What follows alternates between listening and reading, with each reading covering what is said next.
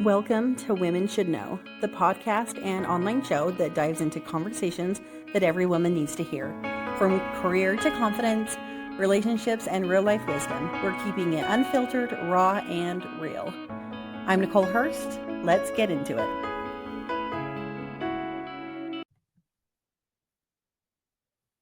Hello, everybody. I'm here with Bambi. She's an author and life coach.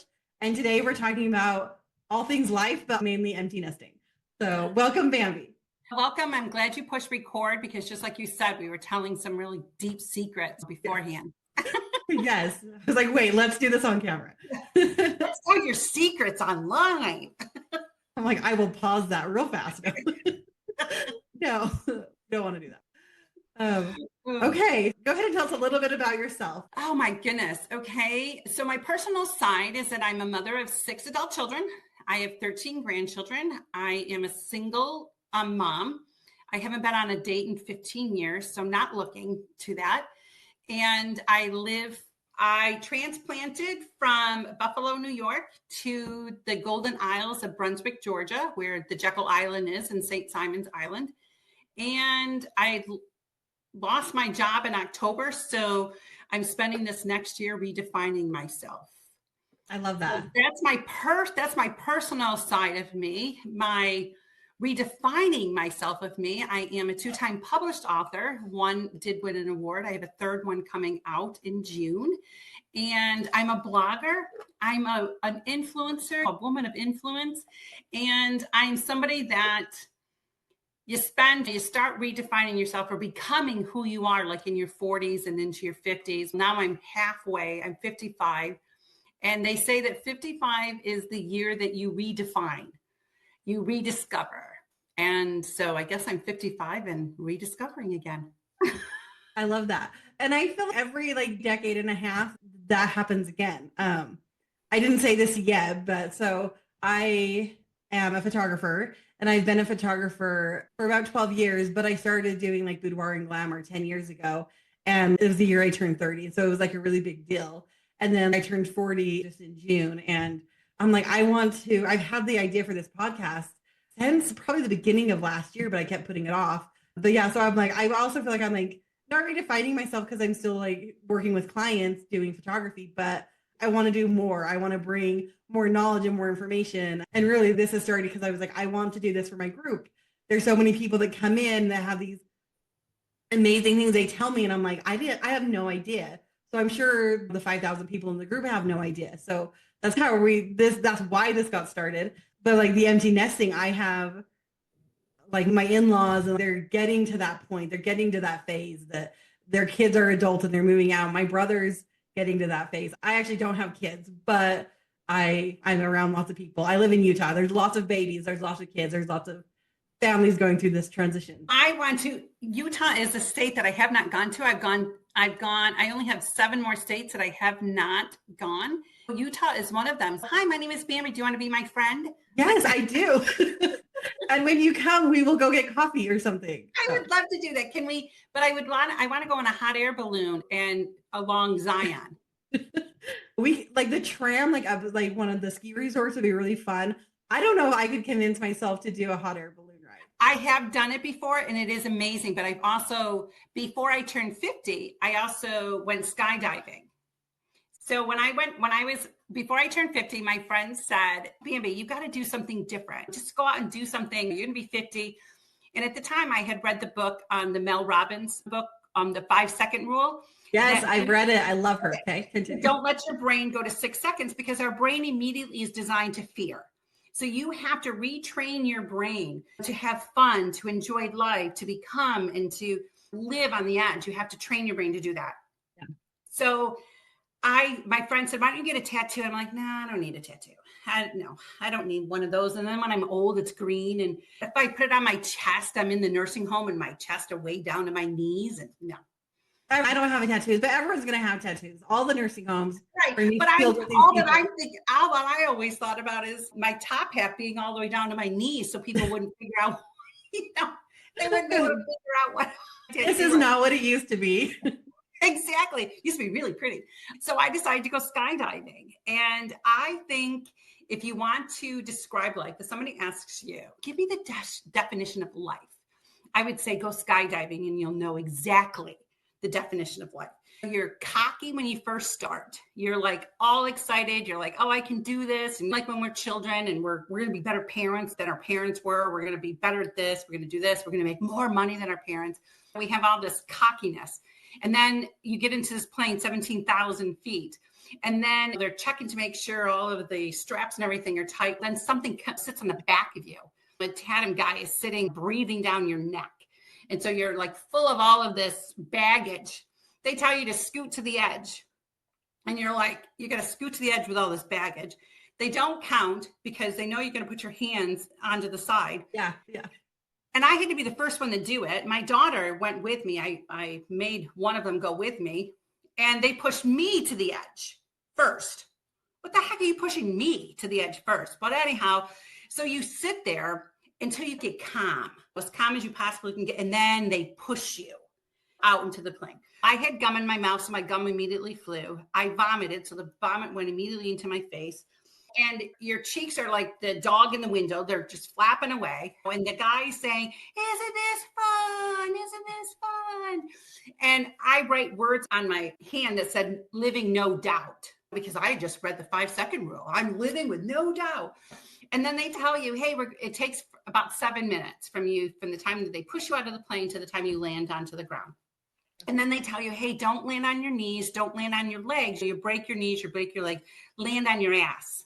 Yeah. You must land on your ass. So you're trying, and I'm a little heavy. So I'm trying to land, but I look like a roly-poly rolling out. And then the guy looks at you and said, wouldn't you want to do that again? And you say, hell no. Isn't that such a great definition of life? That I'll do it once, but you ain't paying me to do it again. I'm not doing it again. But that's what I did before I turned 50, is that I chose to go on skydiving.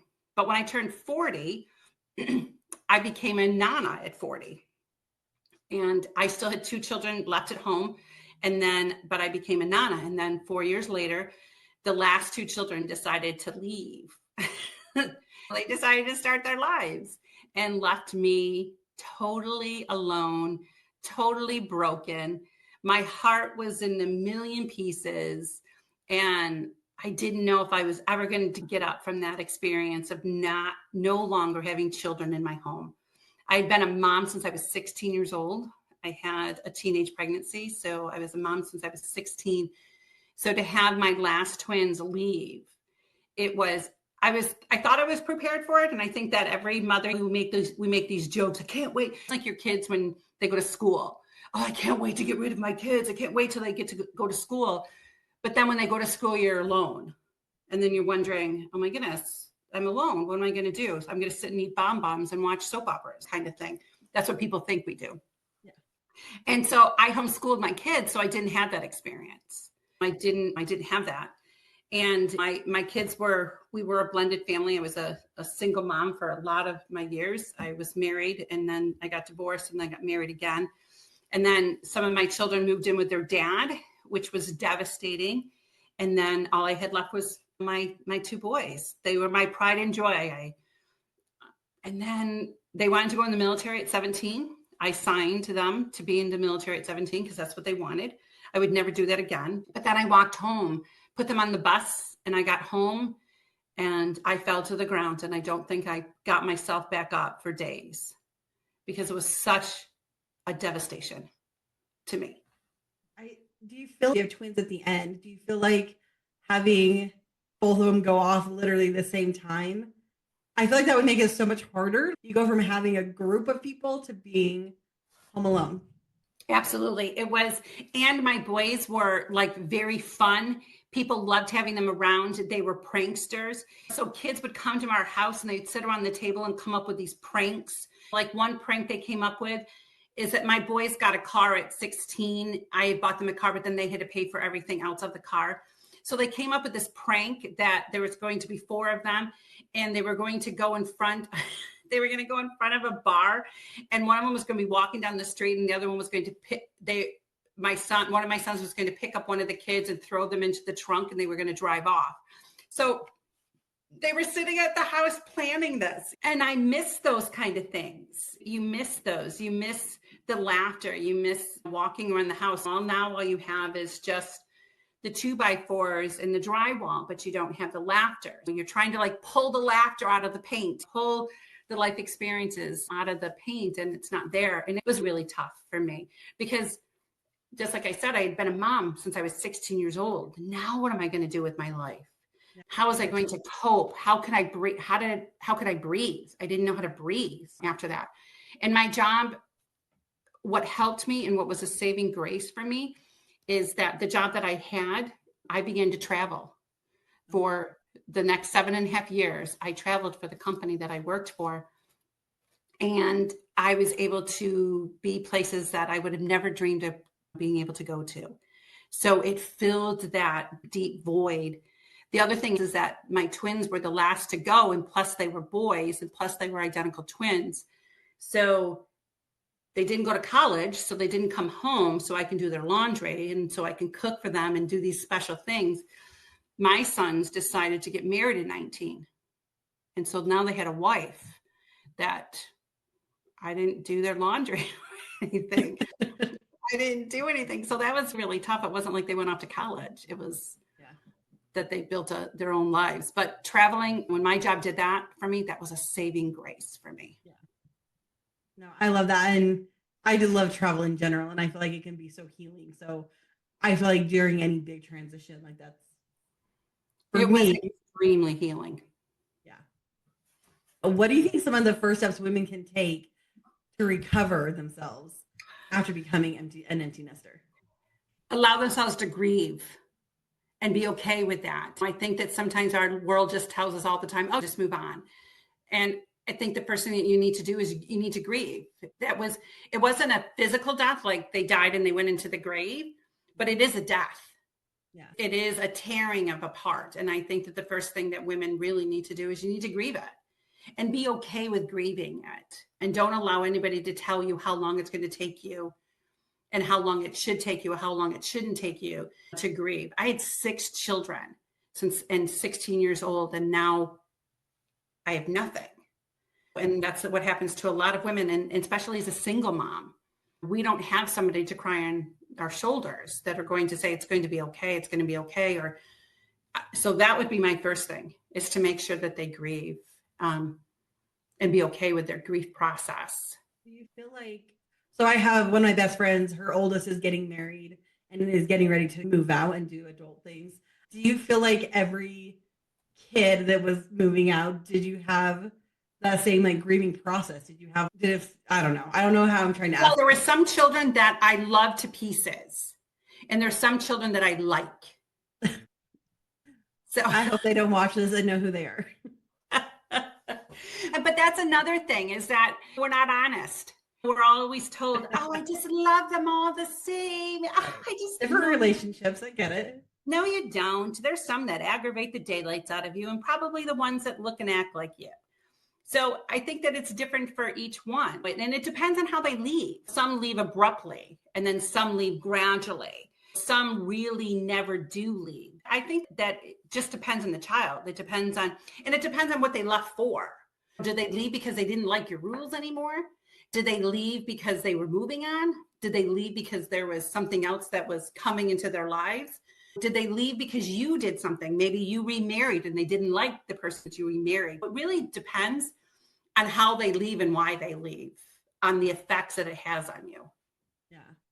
I love that your first thing is to let people grieve, because I feel like that's a step that no one wants to hear. And I think it's important that even if your daughter or even if your child is getting married and moving on, you could still be sad. Like, that's okay. And I feel like you're like, no, I'm happy for them. You can be happy and sad at the same time. Good and evil run on the same track. Yeah. And sometimes we don't understand that. I can, even with parenthood, I can like some of my children and I could love others. They good and bad are parallel of each other. And I think that we just don't want to talk about it. I think that there's so many things that as women, especially, I'm only going to talk for women, is that we hide way down deep because we're afraid to be honest. We're afraid to actually tell somebody that we're struggling, because you're not telling me you're struggling. So who's going to be the first that's going to be able to say I'm struggling? But once we start the communication, once we start the conversation, it's amazing what happens to a community once you start those conversations and once you're real about those conversations. It changes it changes the atmosphere. And then it allows you as women, allows me as a woman too, to breathe, to go, oh, I don't need to hold this in anymore. And I think that's what we have to do as women is you find friendships in your life that you can laugh so hard that your snot's coming out of your mouth, you're peeing your pants, and your stomach hurts. Those are the kind of friendships that you want, because those are the kind of friendships that you're going to be able to be vulnerable with. Yeah. Don't get yourself in situations that you feel like you're constantly competing with each other and one's always up each other. Find people that you can cry with, laugh with, and honestly pee your pants with. I know it sounds ridiculous, but it's true. And I think also, I keep thinking of also, come as you are, like be your true self. I'm not offended if I go to a friend's house and their dishes aren't done and their house isn't perfect. And like, it's just life. Like my house isn't perfect. My dishes aren't always done. And I think it's important that, yeah, you have a friend that you can just be yourself and vulnerable and human with, where yes, sometimes you feel like you have to be perfect. My house is always in order and it's always clean. So my friends get a kick out of it if they like rub their hand along my baseboard and it's dirty. They're like, oh, baby, you know, and take pictures of it. The dust. I find the picture, but they allow it. But yeah, you find a tribe that allows you to be you. Yeah. You find a tribe that everything doesn't have to be put together. The only thing that I had trouble with is because I was so young to become a mom, and because everything in my life happened so fast, is that my dearest friends are now just starting to have grandchildren. And I have 13. Yeah. So they're just now, their children they have one that's married, but all of them aren't married yet. And all of mine are married. So sometimes I've had to plow the field for my friends that were behind me. And sometimes I didn't like that. Because then I ended up a lot of times walking alone. I was the first to get divorced. Yeah. And so nobody knew how to react to that. But now if some of them have gotten divorced, they knew what they needed. Yeah. But they didn't know what I needed. Yeah, they knew who they could call. So I just didn't like that all the time, that I'm plowing the field, right, as I'm the youngest, so to speak, in my group of friends. Right. Because you don't always have that support. You're there to support you. Yeah. Yeah, that was a really tough thing. Yeah. How do you feel like women can handle like the loneliness that happens? Because I'm sure that's like the first thing, like you're grieving and then it's just every day's lonely. Like, it's so lonely. It depends. I think it's difference between if you are married and if you're not. There's a huge difference. But you have to start looking in the mirror and having to ask yourself the question, who am I? Who is BMB? I'm no longer mommy. I'm always going to be a mom, but I'm no longer mommy. I'm no longer homemaker, because there's nobody I can go out to eat now. I don't have to make anything and dirty my kitchen. You have to begin to start redefining yourself. And people tell you that you need to do that before you before you become an empty nester. And I get why people say that, but we don't do that because we're still in the midst of it. We're still in the midst of being, and we don't think it's going to happen. It's like our children, they go through those stages of, we don't understand that there's going to be a last time that our child crawls. There's going to be a last time that our child needs us. There's going to be so they tell you to prepare, but there's only so much preparation that you can do. But then I think that women start redefining ourselves. We start finding ourselves. We start finding the niches in our lives. We start vacation with your girlfriends. Go out for a weekend. Your husband's not going to care if you have a husband. Go out with your friends for the weekend and discover communication without somebody saying, Mom. Learn that you can have those kind of communications. I became an author. That was one thing that I couldn't become an author when my children were little. I didn't have time. I was homeschooling for 27 years. I didn't have time. And then I became an author. And now I'm on my third book. My dream is to be on public speaking. I couldn't do that as a mom, as a mommy. And now I get to do that. You get to influence other people's lives. And I just think that you first have to say, really look in the mirror and say, who is Bambi? Who is she? Yeah. And get to know who she is and rejoice in who you become. Yeah. No, I love that. And I love that. I love the rediscovering, and I feel like women, at least me, I always want to be growing in one way or another, right? Like this, I want to do this podcast, and I want to expand my views on the world, and I just want to grow. I want to redecorate the house. I just want improvement and growth all the time. So as you're transitioning and you have more time and you become an empty nester, I love that you're not only like doing new things, but also you have a lot of growth. What are some hobbies outside of the life coaching and the and writing that you I love found? creek walking. I love creek walking. That's one of my favorite things, which it's funny. My girlfriends think it's funny because I'm bougie, but I love creek walking. I love finding waterfalls. And one thing that I love is that I love to travel and then Google what is the weirdest thing to see in this spot that I'm at, because you see some really incredible part of the United States. And I never tell myself no. Like we wanted to go, I went on my very first cruise I'm not sure if I would do it again. I did like it, but I don't know if I would do it again. I want to do it like an all exclusive resort now, just to see if that works better than being on the water. But I learned not to say no, because I think that when we're in our 20s and our 30s, we say no a lot and for no reason. And as parents, I used to tell people, stop telling your children no. Tell your children yes as much as you possibly can, because then when they hear the word no, they know that you mean it. But we have a tendency to, that 5-second rule by Mel Robbins, we have a tendency to wait and tell ourselves no continually, when the best living, the best adventures are the adventures that you do spontaneous, that you just say yes to. Yeah. And just enjoy the process. I wish that I was thinner. I wish that I was healthier, so to speak. I wish I didn't have varicose veins because I've had 6 kids kind of thing. But even I wrote a blog once about taking your clothes off in front of the mirror and really seeing yourself for who you are. And I had to begin to start doing that for myself, seeing myself the way that I am and seeing, okay, my breasts hang down way low, but I also nursed 6 children. I also cuddled and prayed over 6 children as I was nursing them. When I had scars because I had been burned. So I was able to look at that and go, yeah, I have scars, but I have stories that I can tell. And then I have a muffin top and everything, but I could look in the mirror and say, you know what, but I spent all these years feeding my children and being in the kitchen and coming up with these great meals for my children. You begin to start looking at things differently and getting to know who you are in a different way, and embracing that this body standing naked has a whole lot of stories that I survived and that I thrived, and that brought me into the person that I am today, that I'm able to now use my life and now use my story to be able to help women to be brave enough and courageous enough to tell theirs, and to find comfort in who they are, to find comfort in the stories that their body tells them. Yeah.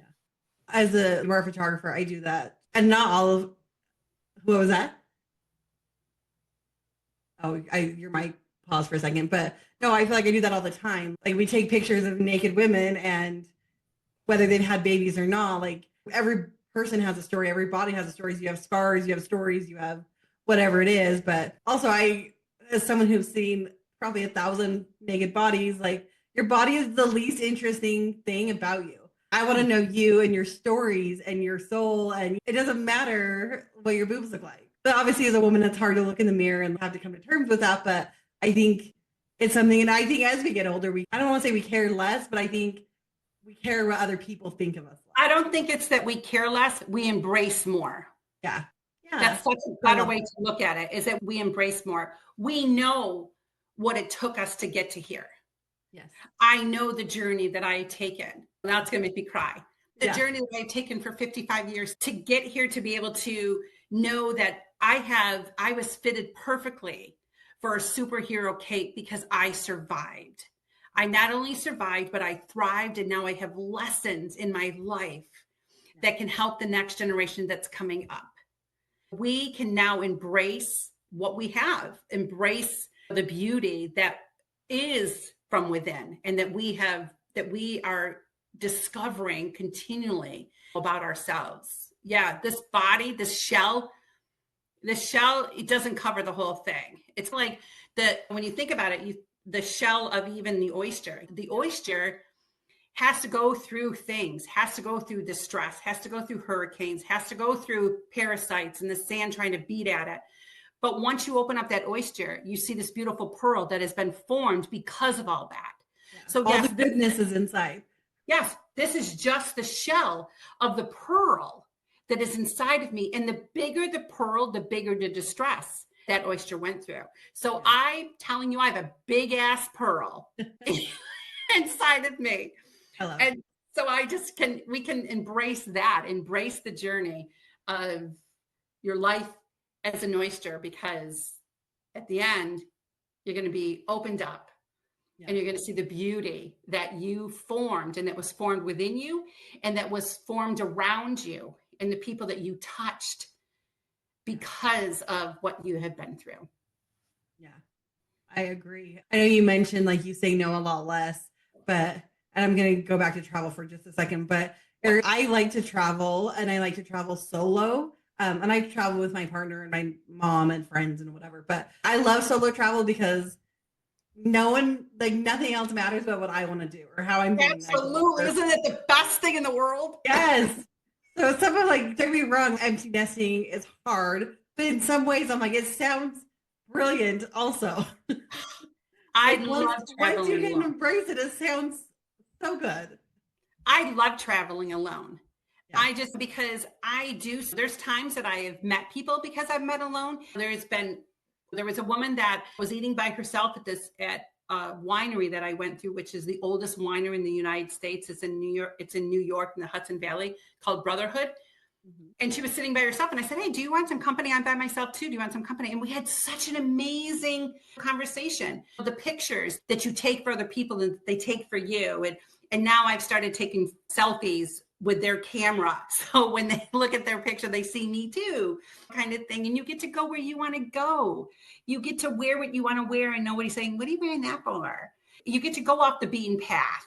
One thing that I do is that when I travel, because I love traveling by car, I love the United States. And I think that the United States is amazing to go travel. If I'm going to, let's say that I'm heading to Utah and I plan it all along the line, but there's days that I don't plan anything. I'm going to sleep at a rest stop because I'm not going to get a hotel, because then it's going to waste all that time, me diddly-daddling around. I'm going to stay at a rest stop along the rest of the people that are sound asleep at the rest stop with the lights on. My children think, Mom, I can't believe you do that. I will stop at the weirdest things ever. I have seen the weirdest things going across the United States and travel. The other thing about travel is that when you go to places and they say, oh, this is the biggest rock of all the world or whatever. And then you go to another place and they say, this is the biggest rock of all over the place. You're like, I just went here and they said they had the biggest rock. So you realize there's a lot of lying that goes on in the United States. We think our rock is the biggest rock. So you have the sign, the biggest rock. And then I go to another place, it's the biggest rock. And the people that you get to meet, if you're like me, I'm a very outgoing personality and I'll stop and talk to people along the line. And you meet some incredible people and hear some incredible stories. And if you're not, because of the job that I had, I worked for the Census Bureau, and then I worked for Nielsen TV ratings, which I had to be in people's homes all day long.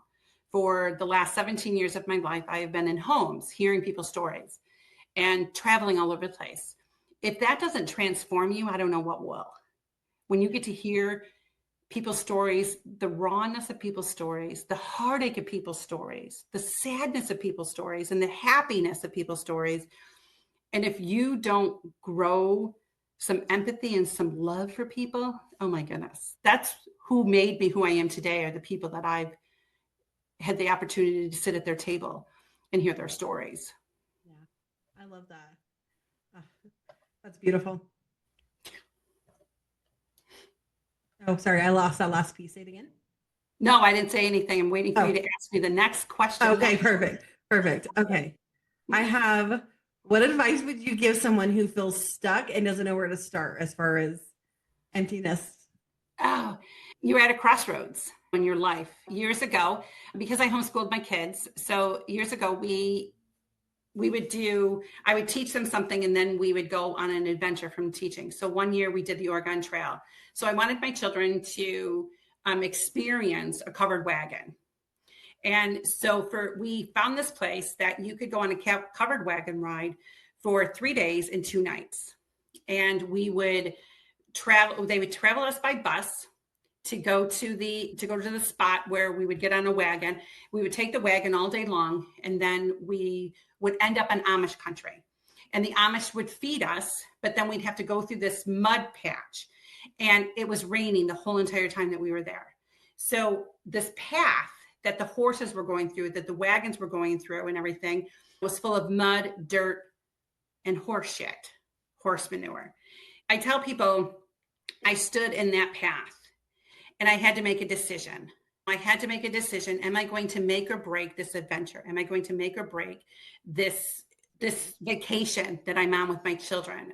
Years to come, my children are going to be sitting at a Thanksgiving table and they're going to discuss what happened on this trip. So I tell people, you're at a crossroads in your life. There's a lot of pain and a lot of agony that happens when you become an empty nester.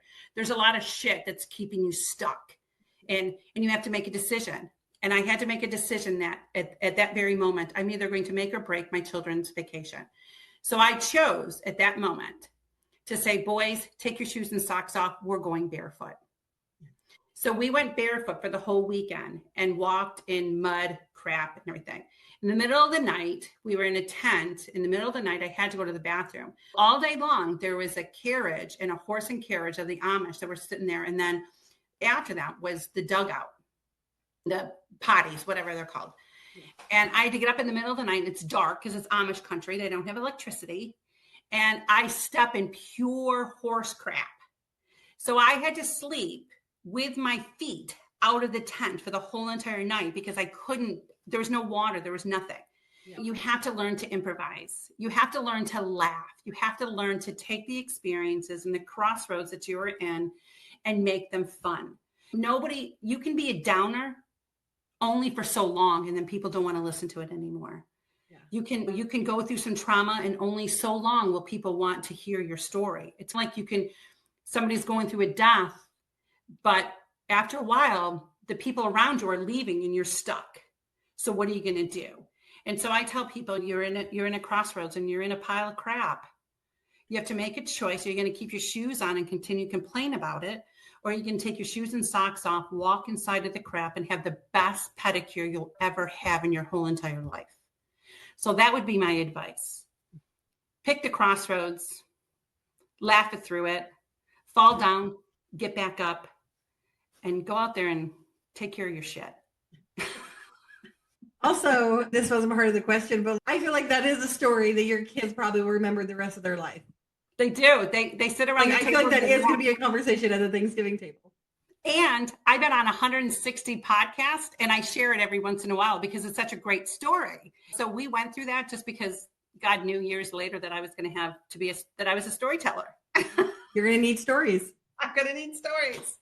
So that's what I would tell people. Like, after a while, you can't stay there because you only live one life. Yeah. We only get one chance to live this life once. So like at this very moment, we are choosing at this very moment to take 30 minutes, 40 minutes of each other's life. We're making this choice to take each other's life, and we're never getting these 30 minutes back. So why would we just want to sit and complain and sit in the corner and take the best years of our lives because we had to give up the other years that we loved so much? I loved being a mother. There was nothing like being a mom. There was nothing like having my sons and being able to homeschool and taking care of my kids and the love that I showed to them. There was nothing like it. And if there was moments that I could go back, yes, of course I would go back to those some moments. But there are moments that I have now that are just as amazing. Yesterday, I got an email and I had done a podcast, and the guy, he wrote me an email telling me that he was so thankful that I was on his podcast and that his radio station, that there were almost 1,000 downloads and 1,000 comments on my podcast that I did with him. I wouldn't have done that 20 years ago. Yeah. So you're getting new adventures. You're getting new things. I wrote 3 books. So if you're sitting and standing only in your own crap and not moving, there may be a book that somebody needs to read. There may be a conversation that somebody needs to have with you. You may need to take up knitting because there's a 90-year-old woman that needs to hear your story, that needs that company. Don't waste the years by grieving what you don't have. Embrace the years that you have left to be able to become. And that when they put you in the grave for the last time, that everybody around you is laughing and telling stories of all that you did and how you became and how you didn't stay put inside of the muck because you missed the other thing so badly. I love that. No, I really love that. I think that's such good advice in general. Yes. Because I feel like sometimes you go through like these just phases and depression and whatever, but it's just like having that reminder constantly, like, push through, find your thing, and keep going. And spend 10 minutes grieving. I mean, it's okay. That's what my friends tell me. Bimmy, okay, give you 25 minutes. I have to take 24 hours to deal with a blunt, to deal with a punch in my stomach that I can't breathe. And take those moments to scream, to yell, to ask the question why, to pout, to eat the gallon of ice cream. Take the time that you need, but don't stay there. Yeah. Don't allow yourself to stay there. Get out of yourself's way and go do something. Yeah. Grieve it and then leave it. Yeah, that's beautiful. I love it. Okay, so if our listeners and our viewers want to read your book or get in touch with you, what's the best way for them to do that? And I'll have you send this to me too, so I can like have it typed up. But you can, I have a website called healingthroughstories.com. It is all one word. I am a blogger. My books are also on my website. You can go to Amazon, and I know that a lot of people get free things on Amazon. You can get my books on there. The Journey of Josephine and The Treasures of My Heart are both on Amazon and all over. You can get it at the Barnes and Noble and things like that. But like everybody, we want you to go to our website. I also do sell t-shirts that say my story, your first aid kit, as conversational pieces for people to be able to walk around and go, hey, why do you have that? What does that mean? And then it gives you the opportunity to be able to tell your story so we can continue to lock arms. And if anybody's looking for a speaker for some event or anything like that, please contact me. I would love the opportunity to be able to speak on your platform. So you just go to healingthroughstories.com. I love that. No, that's fantastic. What genre are the books? Real quick. They are my memoirs. Okay. They are my memoirs. This is The Journey of Josephine, looks like this. And I did win an award on this book. And this is my story and how my ragdoll was my security blanket. And she knew all my secrets and all my pain. And is she Josephine? This is Josephine. Yes, I am not Josephine. This is Josephine. And then I have the treasures of my, and then this is the treasures of my heart. This is the book that in the midst of all your storms, there are treasures. You're just not looking for them. And then in June, my 3rd book will come out, The God Who Sees. And that will be about 29 different women of the Bible. And I tell their stories from a relatable way of today. And that comes out in June. Yeah. Okay. Yeah, I'll definitely get that from you so I can put it, so people can click links as well. But that was fantastic. Is there anything you want to share with our audience before we hop off? I just want to share, put your superhero cape on. You don't need to look at anybody else and praise somebody else. Look at yourself in the mirror. Look at your reflection and know that you were created to do great and mighty things. And you weren't created to be a stick in the mud. You were created to go out and fly. It's all a process. I love that. Thank you so much. You are so welcome. This is awesome. It's been such a joy to have you. That's a wrap on this episode of Women Should Know. Did you love it? Then hit the subscribe button, leave a review, and share it with a friend. You can also find me on social media under Women Should Know, because the conversation doesn't stop here. I'll see you next time. Bye.